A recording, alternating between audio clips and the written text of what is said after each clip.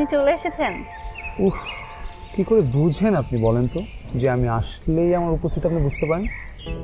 ও hello, চোখে দেখতে পাই না বলে এমন নয় যে কারোর উপস্থিতি আমি অনুভব করতে পারবো না।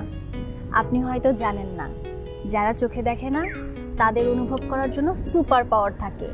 আর হ্যাঁ, আপনি তো স্ট্রং পারফিউম ইউজ করেন। আপনি যদি হাজার মানুষের ভেতরেও থাকেন, আপনার ওই পারফিউমের স্ট্রং স্মেলটা আপনাকে খুঁজে বের করতে সহযোগিতা করবে।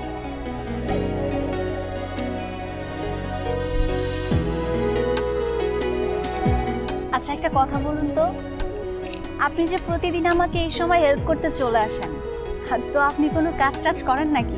ওয়েট, আমি রেডিও জোকার। শর্টলি সবাই আমাকে আরজে বলে। আরজে? রিয়েলি? ইয়াপ। তো মিস্টার আরজে, একটা জোক শোনান তো দেখি। এক্সকিউজ মি, আপনি হয়তো রেডিও শোনেন না। শীতের এক স্নিগ্ধ সন্ধ্যায় এক কাপ গরম কফি হাতে নিয়ে রেডিও বিক্রমপুর 99.2 FM টিউন করলে বুঝবেন যে আরজে মানে জোকার না।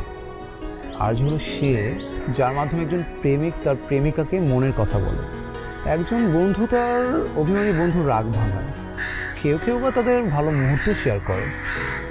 আচ্ছা আচ্ছা, বুঝলাম, শুনবো আপনার এবং আপনার সকল লিসেনারদের মনের কথা। তবে কফি হাতেই কেন শুনতে হবে, চা হাতে কেন নয়? অ্যাকচুয়ালি আমার মনে হলো যে আপনার কফি খেতে খুব ভালো লাগে, উইথ স্ট্রং সুগার। আমি কি ভুল কিছু বললাম? অ্যাকচুয়ালি আমার এটাই পছন্দ। ও হ্যালো, একটু কম হাসো, তা না হলে কিন্তু ফুচকা খাওয়াবো না। আমি এমনিতেও খাবো না। তুমি বোধহয় পৃথিবীর প্রথম কোনো মেয়ে যে কিনা ফুচকাকে মানা করেছে। আচ্ছা, আপনি কখনো দেখেছেন একটা অন্ধ মেয়ে কখনো রাস্তায় দাঁড়িয়ে ফুচকা খেয়েছে? কেন, কি সমস্যা? আমি ফুচকা খাবো নাকি এটাই সামলাবো?